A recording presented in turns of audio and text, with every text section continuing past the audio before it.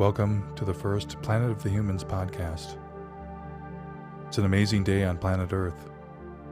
It's an incredible day to come to accept that we humans are hitting limits, and that our future is not infinite, not the way we're going. Right now, as I speak to you, my movie Planet of the Humans has been pulled off of YouTube. An intentional campaign to repress, suppress, to prevent you from watching this movie has succeeded for now. Has succeeded if we let them get away with it. Has succeeded because we now live in a world essentially without journalism. We live in a world controlled by our corporate masters. They love the illusion that social media, that all these streaming services, that all of the options we seem to have for communication and sharing are accessible to the people. They're democratic. They're not. Oh, they are in some superficial way. We can say what we want, sort of.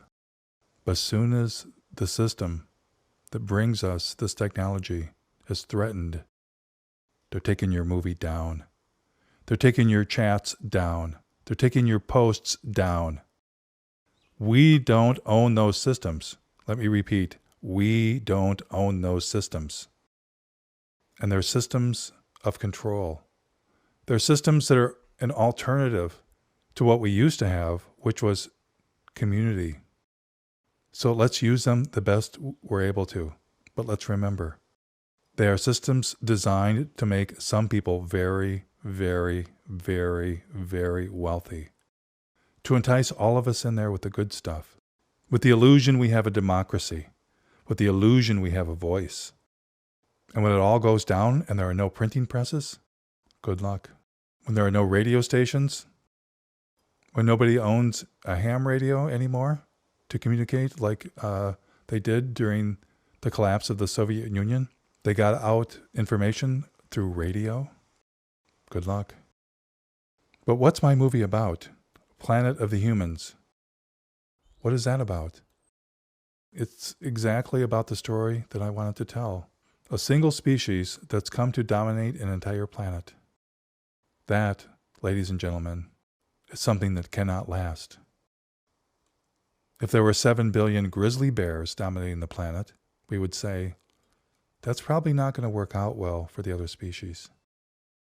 If there were 7 billion elephants roaming the planet, 7 billion Tyrannosaurus rexes roaming the planet, rearranging the planet for their own benefit, trying to be careful to not kill off everything, but basically claiming it all for themselves, from the bottom of the sea to the deepest jungles, to the most northern boreal forests, down to Antarctica. It's all ours, right? That's the story we tell ourselves. Newsflash. A single species dominating an entire planet is a death wish for the planet and for that species. But because this has happened over a few thousand, and especially a few hundred, and especially the last few decades, in human time, this seems like a slow, natural, something that can exist, something that can just happen, something that's kind of normal.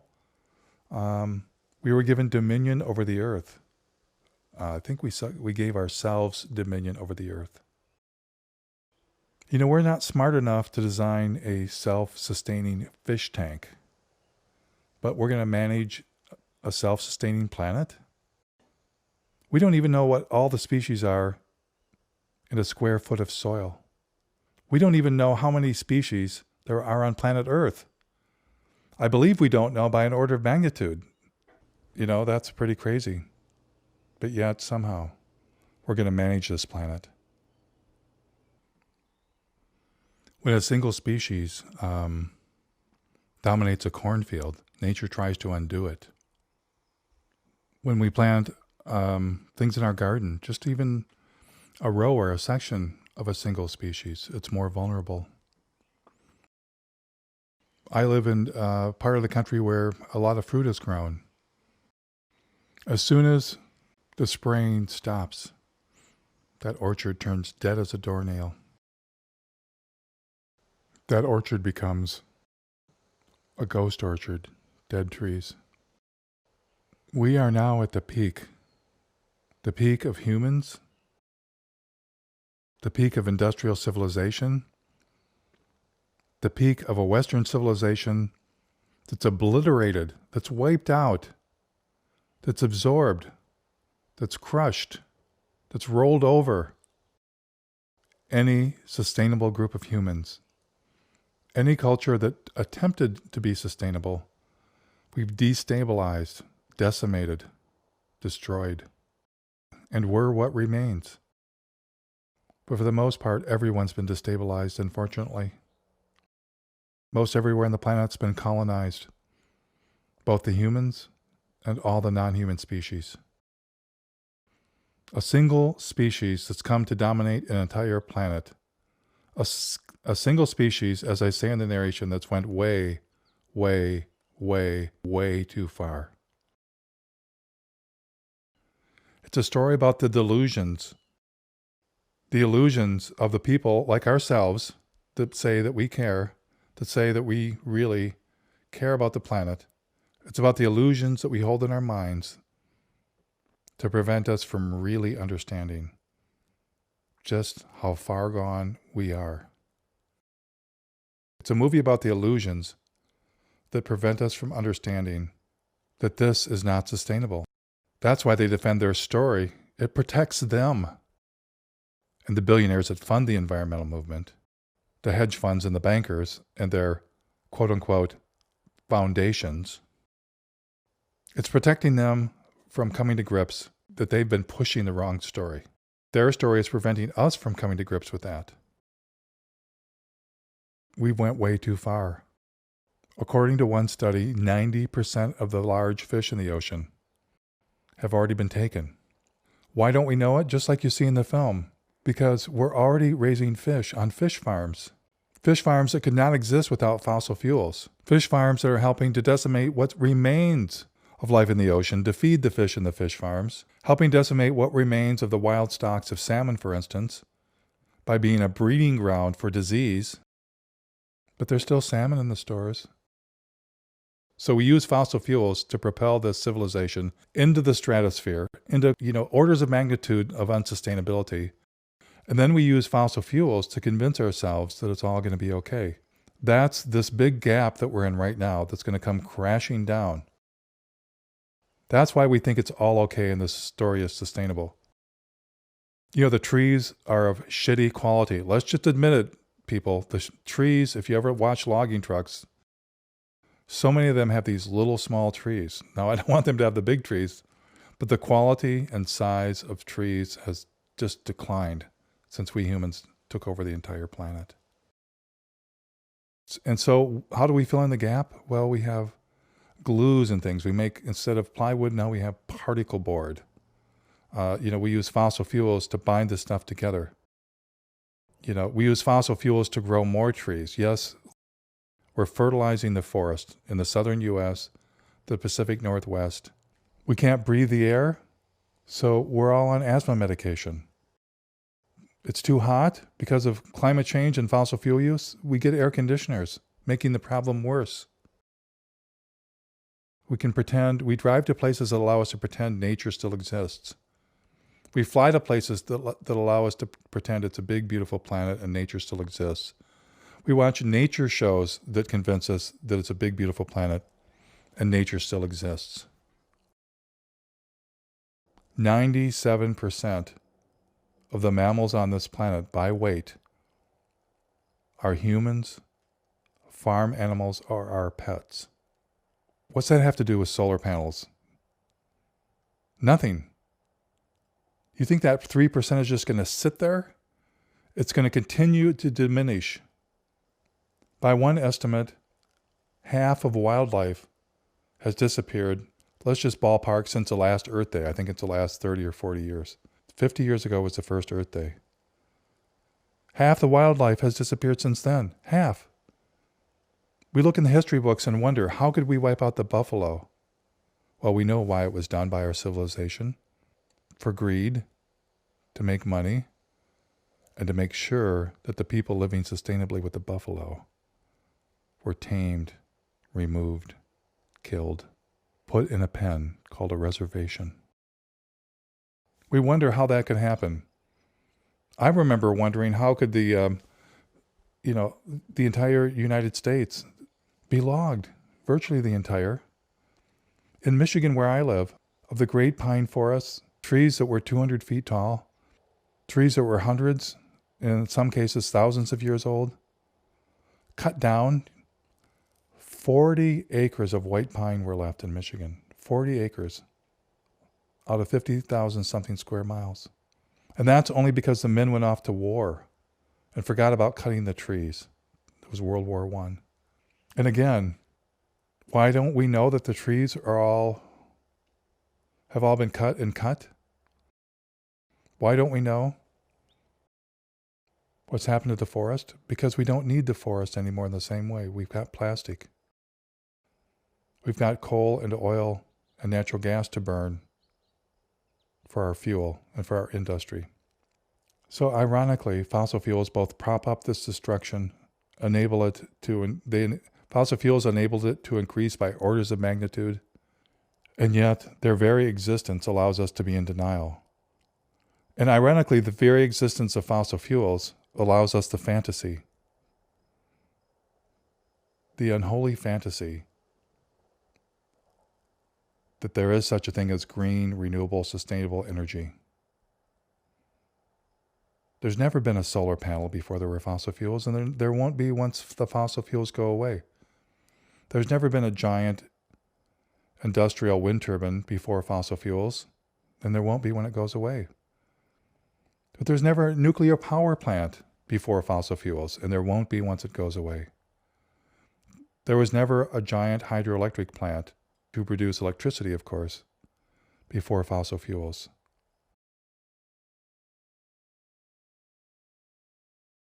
Imagine you're right now in a forest or in a desert and you don't have any energy source. Well, you do. You have the sun. You have moving wind and water. Those are renewable fuels. When there were smaller groups of humans, far smaller, with a far smaller set of needs, desires, using trees was sustainable. But you're in this forest or you're in this desert and everything is gone. How are you going to make a solar panel? Where are you going to get the copper? Where are you going to get the glass? Where are you going to get the silicon? If you watch the film, you get a little clue what it takes to make the ultra-pure silicon that you need for a solar panel. Not to make hot water, but to create electricity. It's an incredibly energy-intensive, mining-intensive, pollution-intensive, multi-step, multinational effort to get the silicon. How are you going to start to make a piece of glass?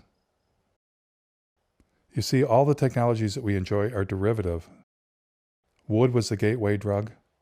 Thousands of years of using wood to create technology allowed us to get to the point where we could begin to use oil and coal. But let's step back. 200 years ago, we plowed through a continent's worth of trees, 2 oceans full of whales, and oceans full of whales, just to power an 1850s lifestyle. A century and a half ago, I guess that would be. And as we're running through those, we developed enough technology to be able to then use fossil fuels to run machines. And here we are 150, 200 years later. No, this is not a movie about energy. It's about overthrowing the story we are in, that technology will save us. That there is such a thing as green technology or green capitalism. This is not a movie about energy. It's a movie about the delusion that there could be a green, planet-wide industrial civilization supporting a level of consumption that would make a Roman emperor blush. Yes, we've approached the Death Star in a little X-Wing fighter. We've already launched our missile. There's only 2 options. The missile will destroy the Death Star of illusions. The illusion that technology will save us. Or that illusion will implode in the face of a planet and a human civilization that's collapsing. and they desperately hang on to it. Most of our attackers are funded to speak to this story, and they've been funded for a while. Now, whether they're personally gaining from that, I don't know. But their organizations, and sometimes themselves, are funded to say this. And believe me, you don't want to let down your billionaires. You don't want to let down your bankers. You don't want to let down those hedge fund people. You don't want to let down our corporate masters that have given you a seat at the table. The white linen, the champagne. Will you have the vegan or the non-vegan, sir, madam? No, they don't want that story ripped away. Many of us don't want it ripped away because we're left staring into the abyss. They don't want it ripped away because that's their life. But it's our lives that are at stake. They don't want it ripped away, I believe, whether they know it or not, because of guilt. Because some part of them knows that they're pushing a story that can't save us, even if it was true. And the story has many parts, and I'm not going to get into all the parts today, but it's multifaceted, their story of illusions. One part is the story of energy is going to save us. Another part is the story of green growth or green capitalism. Planting trees is not going to save us by itself. That's what you do after logging occurs. They don't want us stopping the logging. They don't want us stopping the growth. So they cling to this story, and they attack anyone who dare question it because of the money behind it, and because this story is the only thing keeping us from staring into the abyss, realizing that that cliff is rushing towards us, that deep hole off the edge of the ocean is right in front of us, that this fossil-fueled plane, this fossil-fueled jet, this fossil-fuel-powered rocket that we've been riding is going to come down. It's going to come down as fast as it went up. And our only hope is to get ahead of that, to face that square on, to smooth out that descent. But we're not even admitting that the flight is going to wind up, running out of steam. The planet is going to run out on us, is running out on us. They don't want us to see that this planet-wide industrial civilization is about to plunge into an abyss, plunge from the sky, run off the edge of the cliff. They just want us to think some version of this can keep going. We'd all like to believe that. I'd like to believe that in some ways, even though I know that's selfish, though I know what our impact on the natural world has been. And that's really how it shakes out. The planet and the species around us are in a fast collapse. Slow to us, but the blink of an eye in biological and geological time. They want us to not understand the time we're in. They want us to think it's a time of climate change. And yes, we should be worried about it. The oceans are rising. Fires are burning. There's droughts, floods, weather extremes, and superstorms. There are climate tripwires we have no clue about. But climate change is just one of the limits we're hitting. There's microplastics throughout the atmosphere that we're breathing. You can find the toxins in cells of animals from pole to pole. In the deepest points of the ocean, plastic debris, soda bottles. The oceans are filling not just with carbon, acidifying, but with our toxins, like plastic, and probably thousands of things that we can't even identify. Some places, the rivers and streams contain our medications. There are so many of us consuming so much of those. You can find the toxins in cells of animals from pole to pole in the rainforests of this planet. The things that we're mining have decreased in purity, some of them by an order of magnitude. The impact of mining already produces 10% of global energy emissions. 10%. That's going to go up.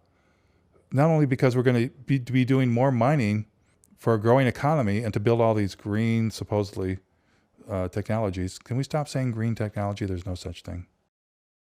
The mining is going up because the purity of the ore, the copper, the iron, is declining. So you have to use more energy to create it. But then they throw another part of the story out. Oh, we're going to have a closed loop economy, a circular economy. We're going to just recycle this stuff. Recycling takes a lot of energy. Recycling, just look it up. Do a Google search for recycling and pollution toxins. You'll see where these recycling facilities are located. in poor neighborhoods. You'll see the pollution issues. You'll see the toxic materials produced from recycling. Forget about the fact that when we put it in our recycling thing in our house, then we've got to take it somewhere. Somebody has to pick it up. They've got to drive it somewhere. That's got to be shipped somewhere. It's got to be sorted with machines. Is it better than mining? I imagine so. Is it without huge cost? No. And is it permanently sustainable? No. No, it's not. Even in the best recycling of aluminum or steel, there's still a loss and a degradation. It still takes a lot of energy, and it's still a fantasy based on models that somehow this is all going to work out. The models are not the real world. So there's a reason that the first thing that comes up in the movie after, before we see anything else, before even the name, is how long? How long do we think we have, we humans? Meaning, yes, the extinction word. How long before we're not here? Newsflash, humans, my fellow humans, we too could go extinct. How long before that happens? It's a question we don't even think about. We just assume there's some long future ahead of us for the most part. We certainly live our lives that way. How long do we have before the collapse comes? How long do we have before we're not here anymore? Because right now, let's admit it, we're a failed experiment. We're a failing species. There were other sustainable versions of humans. Let's just say the Neanderthals. There were many other kinds of humans when modern humans arose. The Neanderthals had been stable in Asia and Europe for several hundred thousand years. Several hundred thousand years. I have read nothing about them causing anything to go extinct. They were integrated, and in a short time once we arrived, however it occurred, and I think we can have some idea of how it occurred because we see what we do as modern humans to cultures, even to our own species that are sustainable. We wipe them out, we convert them, we change their landscape, we bring disease, we bring invasive species, and then they're gone or they're absorbed. So for the last 50,000, 100,000 years, we've taken over. We've eliminated all the other non-human species, or they went away for some reason, some odd reason when we showed up. And then the last, how old is agriculture? 5,000 years? It's nothing. Agriculture and civilization seem to go together. Modern humans are a flash in the pan. Modern humans who developed agriculture are a flash in the pan. Civilization is a spark. Industrial civilization. 200 years, it's like such a small period of time. It's almost unmeasurable in geological time. It's so short. And yet these 7 generations of fossil fuels have changed our very way of perceiving the universe. How long do we have? It's a question we should be asking. More importantly, how long do they have? These species that do not deserve to die. And even if you don't care about these species, it's all the species that are perishing to keep this planet running. I think I read a report that half of the plant life on this planet has been eliminated since the rise of humans. Half of the plant life. One study found that in 27 years, I think it was 70% of insects. 70% of insects in this study had perished. We all know about the bees, but the web of life is coming unraveled. I'm sitting here looking at a forest, what was a forest, but the trees, none of them are full and flush. Many of them are dead from the emerald ash borers killing the ash trees. And before that, I remember an old-timer telling me, come to my property that I've been restoring for the last, for his lifetime, and I think he was 80 or 90. Look, this ash tree, I cut it down because it was dying. This was before the ash borer. Look, it's got a black heart. What's wrong? Nature is still alive. There are still blue whales, the largest animal to ever roam the earth. There are still redwoods. I still hear crickets. There are still birds that come to my feeder. There are still fish. There's still a handful of plovers, a handful of piping plovers, a little shorebird, reduced to nothing because of persecution, because they don't have any habitat anymore. Their habitat's been taken over by us, been changed by us. Even all the driftwood we pick up, they use it to shelter under from storms. Their chicks hide under it to escape from predators. We've altered everything. And now as the water is rising and the lake is rising, sure, climate change is playing a factor. The larger factor is we've changed everything, and there's only a few left. And that's really the role of climate change. It's on top of everything else we're doing. Another layer of harm and destruction on the planet of the humans. I want to end you with this thought, because some are going to say, oh, you want us to live in the Stone Age. Well, the Stone Age isn't available. All the abundance of fresh water and life on Earth that supported humans during the Stone Age is not there. The fertile soil is not there. The fish are not there. The birds are not there. The trees are not there. The Stone Age is not available. Oh, somehow this is anti-human. I spent most of my life as a social worker, worked with kids from the inner city, worked with adults from all over. We started a crisis program when we were teenagers. They actually got state funding to help people. Those who are in denial, those who are promising us solar panels or nuclear power, some magic toys are going to save us, are the anti-humans. Collapse is going to hit and is hitting those with the least first and worst. That is what I'm trying to prevent, for humans and non-humans alike. For the redwoods, for my brothers and sisters in Flint, for my brothers and sisters in South America, for my brothers and sisters in Indonesia, my brothers and sisters in Africa, my brothers and sisters in Mill Valley, my brothers and sisters in Newark, my brothers and sisters in London, my brothers and sisters in China. Unless we stop peddling this story, unless we stop peddling this fake story of green prosperity, of green technology, of green illusions, this fake story of renewable energy, which should be called delusional energy, this fake story of delusional technological energy, millions and then billions are going to suffer and suffer and suffer. The brown-skinned people of this planet, the indigenous people of this planet, the poor of this planet, worst and first like always. It's the elite that's keeping this lie going. It's the elite that's trying to sell you and them, all of us, this lie. The solar panels are going to bail us out of this. The sun and the wind are renewable. These machines come from the same devil that's been eating the planet, that's been feeding the rich, nothing more, nothing less than a new profit center. The billionaires paid for a core of elite, smart, mostly white people to push this delusion on the rest of us. Let me repeat that. The wealthy paid for this illusion, the illusion that green technology exists and is going to save us. Let's start calling it brown technology. Some people quoted Chief Seattle as saying, someday the white people are going to even want to try and own the sky and the wind. And that's what we're doing. It's a last desperate attempt to fool everyone. Our total human presence is unsustainable. Job number one is this beast of industrial growth, now done under a cover of dirty green, are running us off the cliff.